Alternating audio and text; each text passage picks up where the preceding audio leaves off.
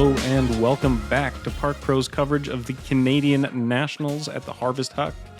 We are getting into some round 2 coverage today, and this coverage is brought to you, as always, by the patrons of Park Pro, the PDGA of Canada, and the tournament itself is brought to you by Quality Inns and Suites, Innova Canada, and Best Western Plus. I'm Jesse Tomalty, and I'm once again joined by the one and only Max Regitnig. Hello. We got a really nice ball golf course here, Wells Gray Golf. Kind of mix between some longer open holes and some shorter park style holes, I would say. They use the property really well. A handful of the best holes on both properties, I would say, on this course. And get ready for some green scorecards. We've got Thomas Gilbert at 12 down on the tournament. Yeah, a blemish-free first round from him. The one-time Canadian champ is hungry. Yeah, one time. I would say that's a little surprising. Thomas is young. And this competitor is not a Canadian. But he had a super hot start, was leading the tournament in the first round. Just a couple blemishes as he was finishing out his back nine. And now he is a few back in the hunt along with this man, Casey Hanemayer. Yeah, also a lot of birdies for Nick and Casey. It kind of asks for that on these courses. It's not birdie or die, but there's just not many opportunities to take big numbers. So you want to stack as many birdies as you can here. And Erik joining the party, joining us on our lead card from Winnipeg, Manitoba. Looks like he leans on his scramble and power. Maybe not as much as a forehand player, judging by the numbers, but very long thrower. Quite, maybe not Thomas long, but definitely has power in the tank. Yeah, one of the smoothest, most effortless throwers that we see here in Canada. Running into hole 1, OB is on the left side in the long grass, which typically will not come into play for anybody. It's just to keep you safe and out of the water. The big challenge here is navigating the one tree, defending the green. It's a downhill 402 feet, so it is very, very reachable with even a mid-range for most of these guys. Dealer's choice, straight at it with a backhand or wide forehand. Welcome everyone, and especially our viewing audience across Canada and around the world watching on Park Pro, Canada's leading disc golf media company. This is round 2 of the 2024 Canadian Nationals, sponsored by Innova, Best Western, and Quality Inn and Suites. We are, as you can see, in supernatural British Columbia, and specifically at the beautiful Wells Gray RV and Golf Resort, about 35 kilometers outside of the town of Clearwater. It's now time for the MPO lead card. Teeing off first, having shot a scorching 1064 rated 12 down yesterday at the ski hill. He is the 2022 Canadian National Champion from Toronto, Ontario, sponsored by ThoughtSpace Athletics, Thomas Gilbert. That's an intro. I must have blacked out this round because I do not remember it being... I don't remember this round at all with this terrible kind of just drizzly all-round round. Yeah, it was absolutely soaking wet out there.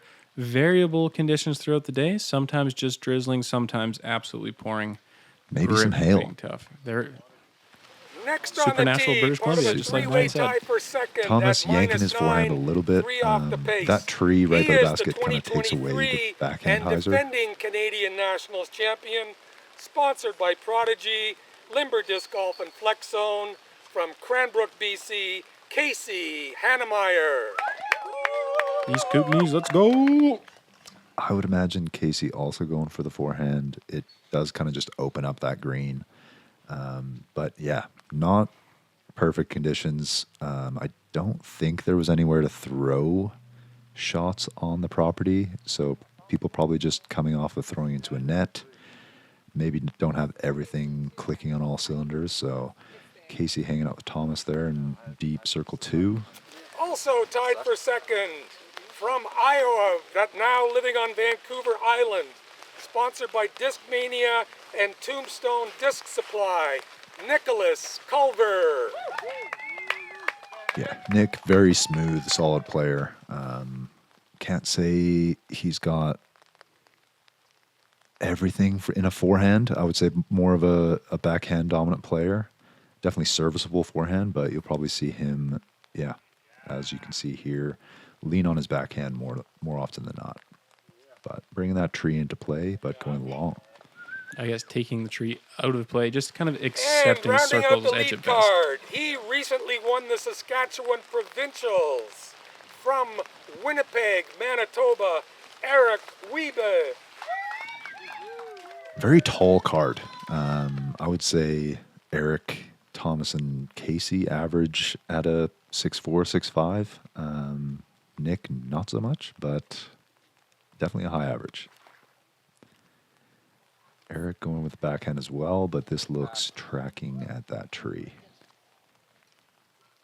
And just squeaks it by. Wow. Squeezes through. That might honestly not be a bad play. I just kind of automatically think avoid the tree, but it's close enough that, I mean, if you're right behind it and don't get anywhere through it, you're not going to have a putt, but probably more often than not, you're going to squeeze through and have something. Yeah, with enough height, I think you're right. The scary one is to be at the base of that tree. You could be attempting a scramble or a putt from your stomach. Yeah, so some long looks for birdie here. Nick tickling some chains there. Good effort. And Eric putting it on the board early. Yeah, just squeaking it over the band or the cage, just like he barely squeaked it around that tree. But they birdie nonetheless. Yeah, they don't ask how, they ask how many. Eric getting to double digits early, bringing that lead to 2 for Thomas. And we got 3 pars for the rest of the card. Yeah, granted the conditions, I think that you just want to get a couple throws in and move on.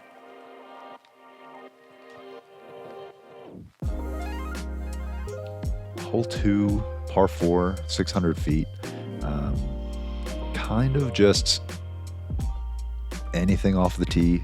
The OB left and probably right there in the bushes, but it's wide enough that you can kind of unload, try to get as close as you can to this golf green, and then have a shorter putter approach to this mounded green. Yeah, I would say on the easier side, but distance definitely helps here. Probably looking to have a 200-foot approach. So anything over 400 feet from the tee, and you're putting yourself in a good position. Yeah, the only times I saw OBs played on this hole were when people just simply slipped from the moisture, and I did see a 4-putt actually on this green. There were some gusts throughout the day. Yeah, a handful of pins on mounds here, which is pretty standard for golf course disc golf, but yeah, one of these holes where you can kind of push the distance and have that short approach, you should be asking for shorter putts on this green. One thing we didn't mention is the OB or hazard golf green short. That is mostly bait for Thomas Gilbert, and it looks like he was smart enough to play the hyzer and come up short. Yeah. Also pretty standard on ball golf courses. I think all of the golf greens played out of bounds on this course, not hazard. Probably just to get us not trampling on it as much as possible. Doesn't come into play too much from memory. I think they do a good job of using as much of the course away from the golf greens. And Nick, was that a second shot or was his tee shot? That must have been his tee shot. Yeah. Everybody in good position here for their upshots into this green, and that's tap in range for Casey. Yeah, that's how you'd want to draw it up.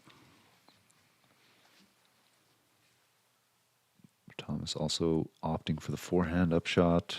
Looks a little wide, but gets that checkup onto that mound. 3 for 3, forehand approaches. A little long, but that's very reasonable. And looks like it was toeing the line, but safe. Nick, the long drive of the group. Should be a pretty manageable backhand upshot into this green. And yeah, hits the mound, hitting sticks on the top. Don't want to jinx it, but good chance at a star frame here for the boys. Yeah, it's good to hit that putt. Not that it's terribly far for the caliber of player we have, but just one that you can start to build on at the beginning of your round. Yeah, and moisture in the air, moisture on your discs, towels are wet. The putting can get a little tricky to get that tackiness right, where you have the grip, but not too much grip, and not overestimating how much grip you have on your putters.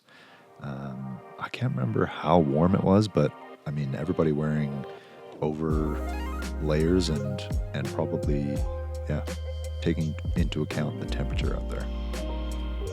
I remember it being a little brisk, right? This is September in Clearwater.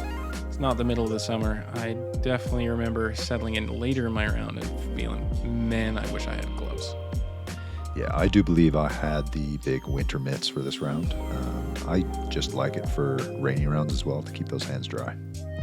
Hole 3, 405 feet.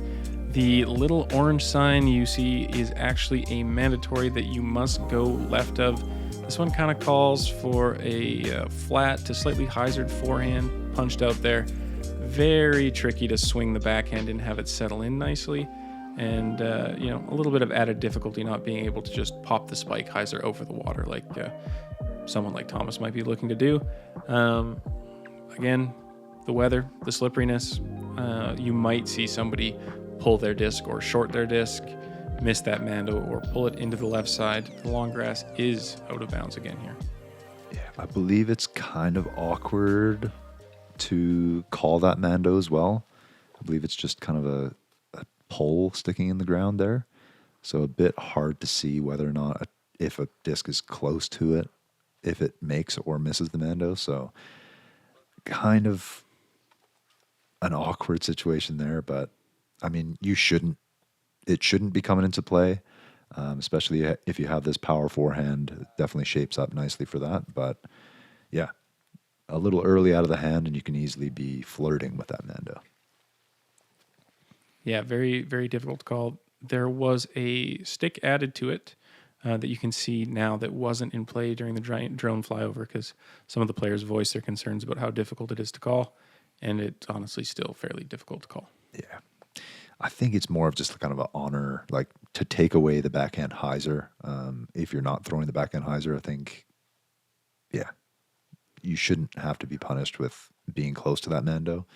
And Nick going for the technical backhand turnover, and this is very easily to do.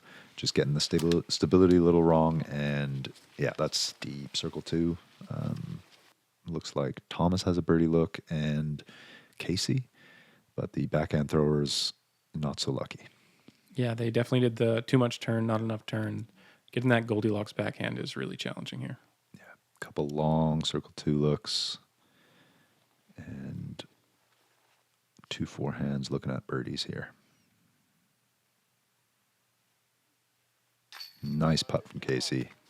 Little floaty. I think maybe not as confident as you would expect from Casey, but definitely giving it a good bid. And there's the more direct putt there. Yeah, it looks like the rain might have stopped for you guys, so discs in your hand are staying dry, and that'll definitely be helpful going forward.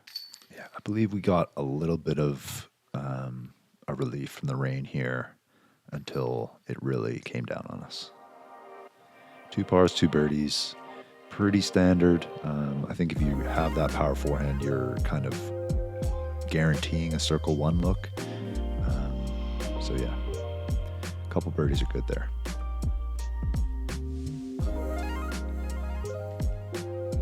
Some camaraderie on the card. Little check-in at our overall scorecard here. Thomas maintaining his 3-stroke lead. Tied up in second, Erik and Casey. Nick just behind in fourth. The lead card is still the lead card. Max, you're off to getting half of your birdies so far. The 5th with Andrew Henderson and Riley Douglas. Forrest Junker Allen makes his first appearance on the leaderboard at 8 down, and Josh Keast and Miguel Alvarado close it out. Yeah, a couple of movers on there. But yeah, obviously through a couple more holes. Here we have hole 4, par 4, 594 feet. Very similar to hole 2. Have pretty much free reign to rip on this drive. OB left, that you can see the white paint in the rough on the left, and OB golf green, and you guessed it, pin on a mound. Yep, the holy trinity of golf course. I would say most people are throwing, kind of that hybrid fairway driver or distance driver. There is risk for that skip out of bounds left, but it's wide enough that you should feel comfortable enough to put a move on this disc. Yeah, I think the big potential errors here is just ending up pinched against one of the trees by accident. Thomas looks like he wants all of it, though. Wow. That's a strong pull. That's jump putt range for Thomas. And yeah, just a comfortable hyzer flip, never in danger. Could have caught some stability and trickled out left, but for the most part, that's as safe as it gets. And a little overcooked for Casey here, but definitely not out of it. Didn't get all the distance that he wanted, but doesn't take the birdie opportunity out of play. Yeah, it is when you come in with a lot of want that you can bring those right side trees in an awkward way. And this is left, but does it have enough flip? Looks like he gets away with it. No. Just that little curl into the bushes, out of bounds. And yeah, really the only mistake you can make on this tee shot. Yeah, I'm surprised to see so many people throwing full distance drivers here. This is a cloud breaker from Nick, because really anything that gets to 325 or further is just throwing into the hillside. Yeah. I can't remember if I put through the PD, or I do feel like I went out of bounds left, so made a mistake either way. But I think it's just wide enough that you should feel like you have free reign to throw that distance driver, and really the mistake is to overturn it as Nick did, because he still has this wide open approach to the green, and he looks like he's doing a very good job at saving that birdie opportunity. Yeah, I actually found that the right side gave you more of the exposed hillside and gave you a larger target to hit to skip up. Yeah, so definitely the safer option to flip something over and stay on that right side, and Casey putting it up close for another birdie opportunity for him.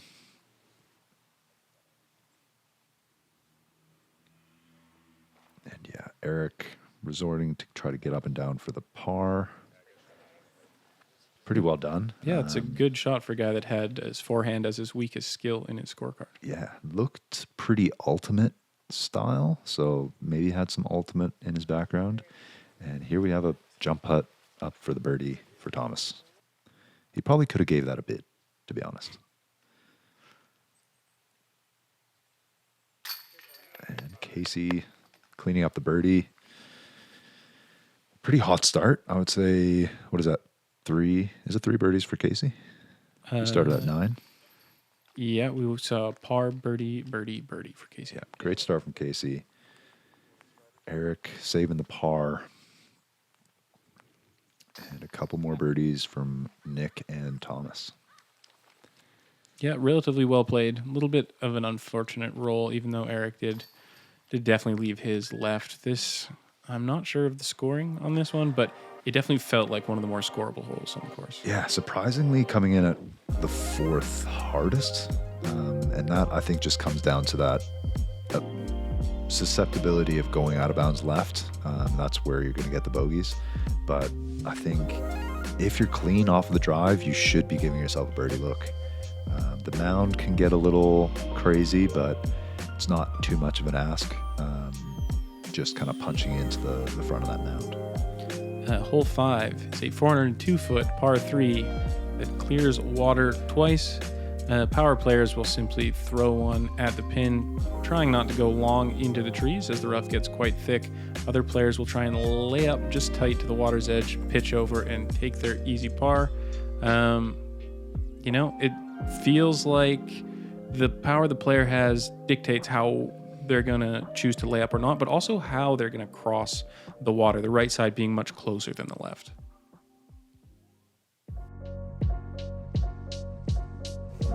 Being a PDGA member gives you access to not just play the sport, but to engage and compete with your local community.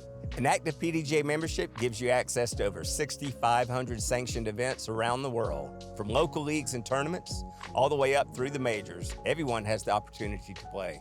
These are an amazing way to get engaged with your local disc community. Get started on your disc golf journey today. Visit pdga.com/join. Yeah, definitely a Pro Tour par 3 at 400 feet, and the green's not huge. Probably one of the best holes on the course. And we are greeted with some rain. I believe there's a bit of a backup here. Big numbers definitely come into play. This playing the second hardest hole on the course. Hard enough that it borderline warrants laying up short to this left side. I definitely saw a handful of players opt for that play. Kind of just guaranteeing the 3 because it's just a jump putt over the creek afterwards. But Casey, showing he doesn't want anything to do with 3, puts it over into putting range. Very well done there. And yeah, we saw Thomas turn one over into the woods on the right. Still in bounds, but I think can get, pretty awkward in there. Getting the group call graphic for Nick there. I'm wondering if he had enough speed to cut through those plants, maybe catch the far side bank. Yeah, it looked just low out of the hand and caught those reeds. Not low. Skyball, circle 1. Yeah. That's very well done.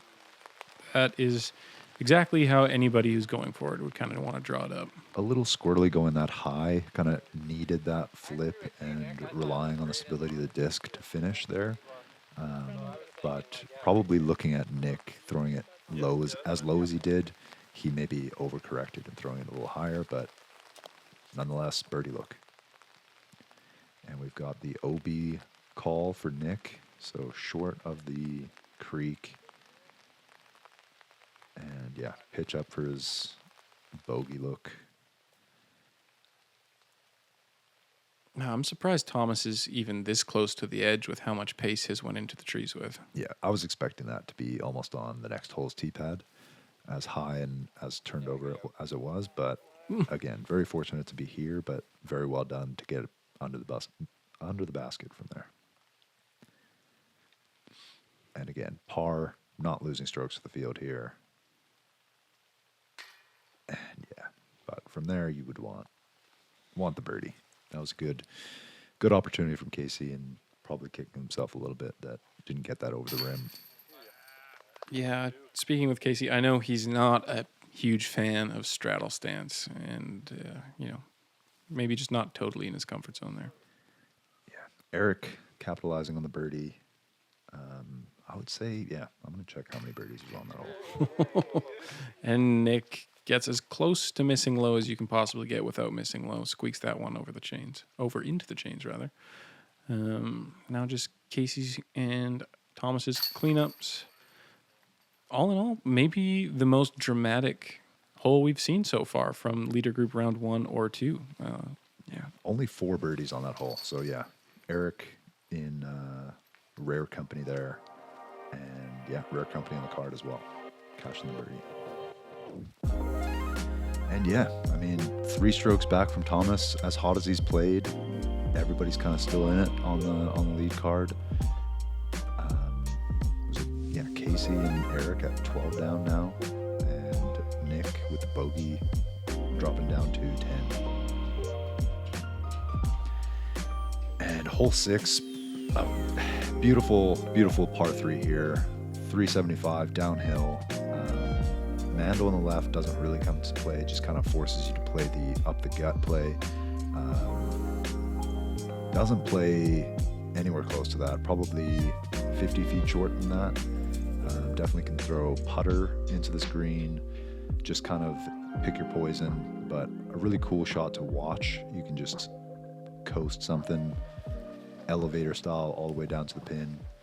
But yeah, straight shot down the gut to the pin. The tee box, if I remember right, is slightly to the left side of the gap or something. And there's something about that approach and walk up on the tee box that makes it a little easier to pull that disc into the right side. Yeah, kind of have to flip something up to get it down this, straight down this corridor. And that was a lot of flip. But yeah, a little early release from Thomas. But you can hear the rain trickling there. I think we're going to have to deal with that for the rest of the round. Nice pull from Casey. Looks a little overcooked, but enough stability to get back into play. Yeah, pin high, 24 feet for birdie. It becomes increasingly difficult to have the amount of touch for these sort of flip-up shots as the rain's coming down.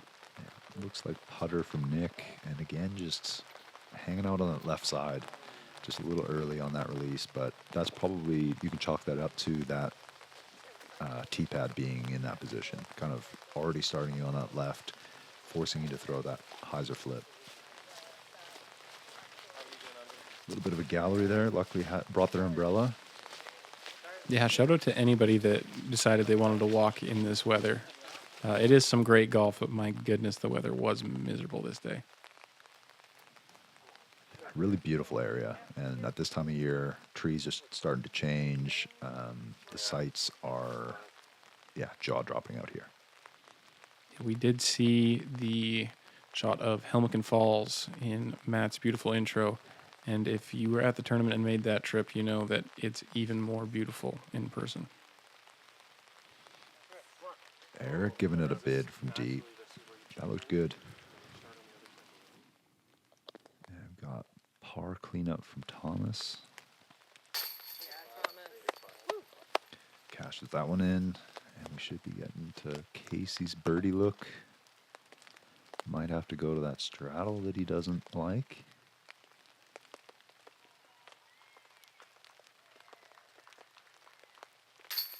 And makes the adjustment. Yeah, that's a good solo bird there. It's going to help him try and keep pace with Thomas. And it has got to be tough in these conditions to figure out if it's time to push or time to settle in. Yeah, still a lot of golf left. But yeah, Casey and Thomas, 2 strokes between them. We're watching a dogfight here. A lot of birdies on the board. I think that was come out from Casey trying to activate the remote control on his disc. Yeah, hung it out to that right side, but had enough stability to result in a nice birdie look.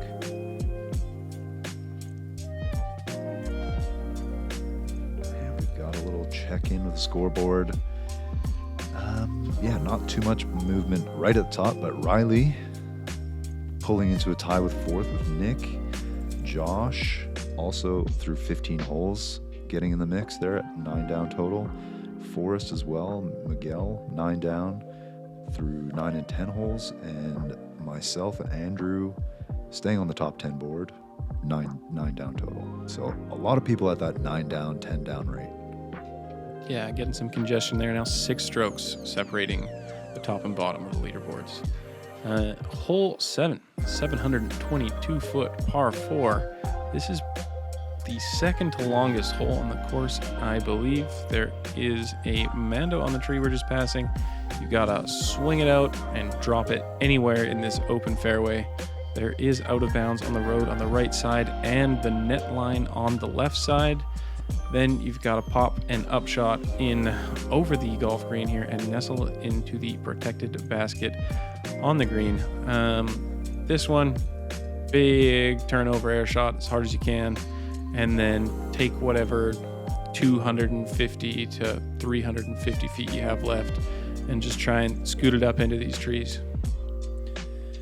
Yeah, really cool green complex here. I think just enough to give you reasonable gaps into the pin, but it is kind of just nestled over that ridge, so it kind of makes it play longer than it looks. But yeah, the way this fairway turns, I found it hard to commit to a full distance driver shot, so I think I was going more just to kind of a chip forehand. You don't need a huge amount of distance, but I just found the way the turnover that you had to throw, which this looks like it might be fading out towards that OB. And yeah, that's just what I was scared of. It's just hard to commit to a big shot when turn it over like Casey did. You can flirt with that right side OB or air it out left and find the OB long there. And this is a roller angle.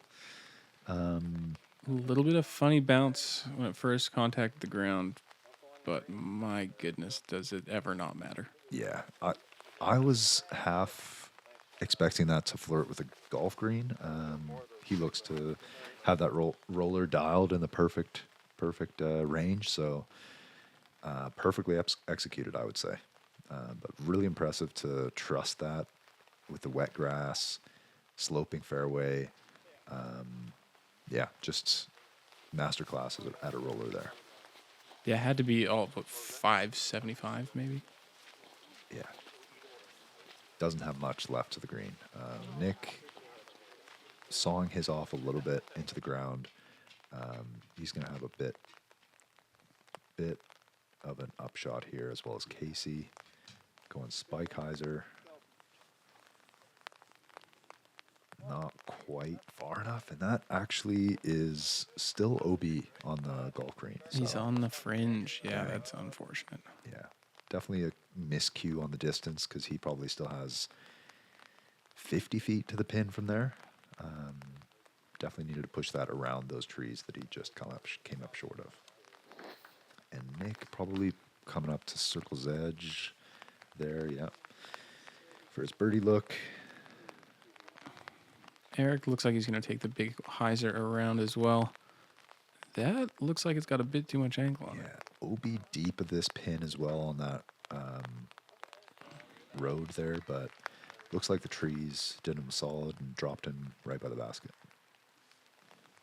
And short approach from Thomas. You're not going to see much shorter approaches there, and he did very well in nestling up to the basket. Jump putt for the par save for Casey. Most likely resulting in a bogey there for him. Nick, long birdie look, downhill, cash. That was a nice looking putt. Yeah, confident stroke there. Yeah, snappy, direct. That's how you want your putt to look on tournament day. Yeah, gets him back up into contention there with Erik and Casey, with them taking pars and bogeys respectively. But yeah, Culver, just a little bit of a slow start, starting to feel it after that birdie. And Thomas, pedal to the metal. Yeah, that one is one for the highlight reel for sure. Here's Nick's smooth approach there. And he throws those baseline senseis. Not sure if that's that, but smooth nonetheless. And a smooth putt to boot. Great birdie from Nick. Hole 8, par 4, 630 feet. Borderline reachable if you wanted to go crazy. We might see Thomas go for a roller, but the risk in that is this dirt road that plays as an OB river, if I recall. I think there was a Mando maybe here to take away the backhand hyzers as well, But most people are just going to play either a forehand or a backhand to chip short of the road and then have a short approach to the pin as well. Not much happening on the green, just that wall of trees behind. Pretty soft hole, I would say, to par. Most people wanting a birdie look here. Yeah, another one of these turnover angle forehand. Just like you said, don't get on that OB River Road, and any second shot will play. And looks like the same disc from Thomas that he threw in the last hole, so we can expect a good bid. And it comes up in a puddle. That is unfortunate.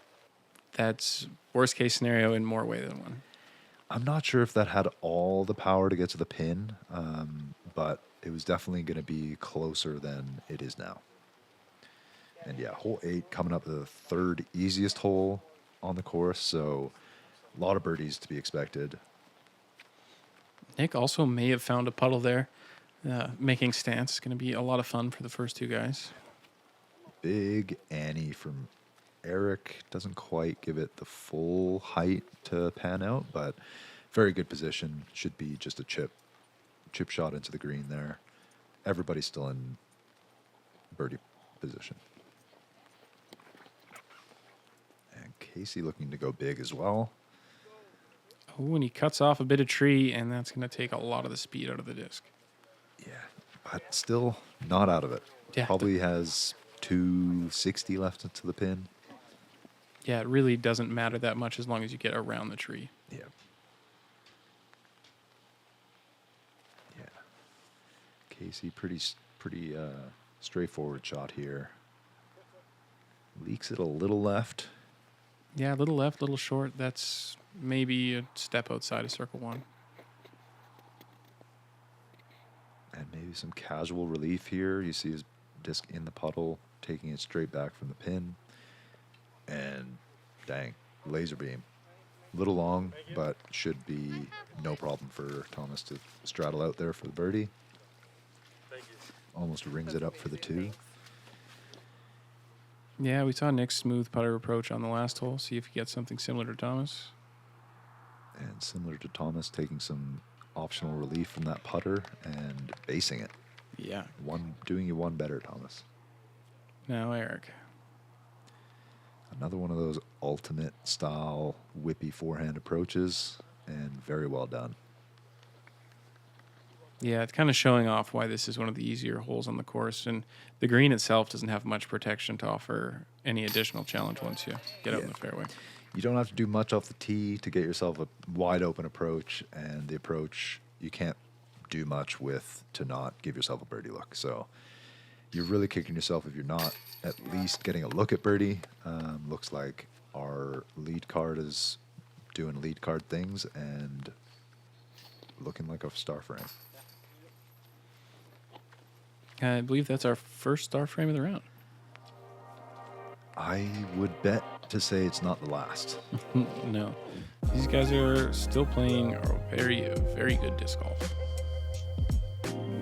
Cool guy, look back. Appreciating the crowd, maybe giving them a little encouragement. And back to focus. Some great camera work there.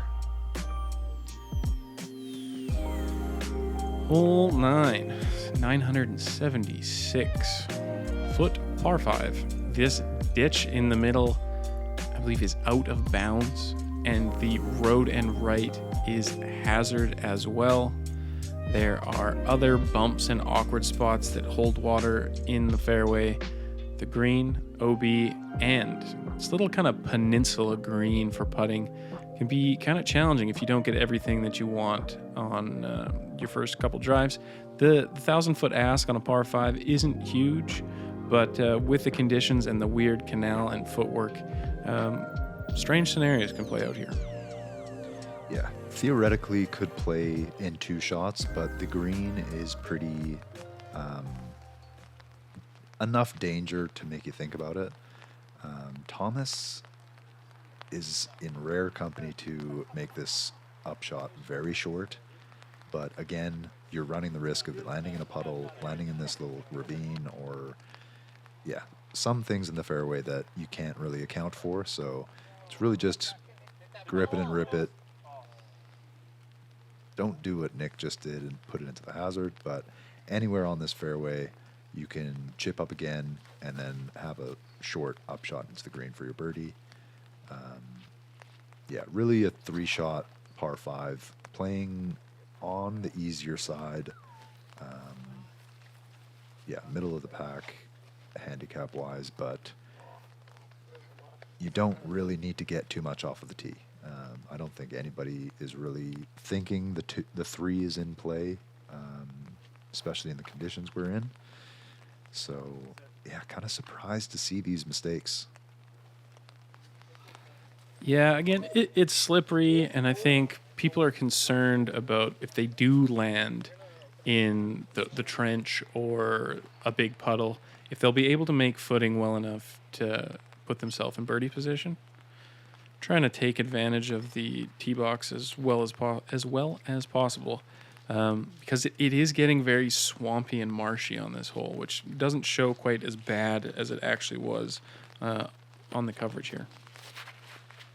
Yeah, the ground was very saturated, so any time it was raining, it was just pooling on the fairways, making footing very, very awkward.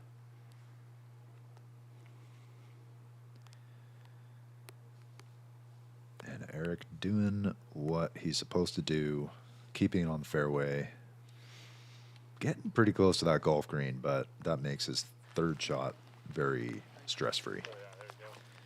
And getting a kind patron to sacrifice the Crocs. And there is that awkward footing. Yeah, slip from Thomas, but didn't look like it affected the throw all that much, which he's in perfect position there. Yeah, it looks like Nick getting close to the trench and the water line, squeaking it just in bounds here. Yeah, getting a little hairy for Nick, going hazard off the tee and almost going out of bounds on the 2nd, but should be getting up and down for his par here. And Casey trying to do the same. Yeah, that's perfect placement from him. That forehand catching the downslope on the other side can spell OB in the wet grass. He just puts it perfectly on the top of the other side. Yeah. And then our likely birdie boys hanging out on the left side of the fairway here. Short approaches up into the green. And looks like both of them have done that very well. But yeah, par 5, I would have hoped it would have been a little more eventful. It felt like the first 2 shots were just kind of keep it in the fairway, and then have not the most interesting 3rd shot either, so you can make it pretty boring for the birdie. There just wasn't as much, the risk reward wasn't there to go for the eagle. So you got a lot of players just kind of chip up the forehand, up the fairway, but we did get some action there with Casey and Nick turning it over into the hazard. But looking at the scoreboard, Thomas comfortable up top, 4-stroke lead over Erik. Casey dropping down into 3rd at 13, Nick 12, and then a handful of people at 11 and 10. Forrest still hanging around through 13 holes. TJ making a push. Riley. And we got a Luke Mason sighting getting into the 10 downs. And I'm still hanging around. And Kieran Atkinson through 16 holes, 7 down. Very solid round. Yeah, now 9 strokes separating 1st and 10th. Talking about how tight and competitive it looked after round 1. Round 2, the cream is certainly rising to the top. If you want to see the back nine of round 2 and if Thomas can continue this heater, check it out just a little later on Park Pro.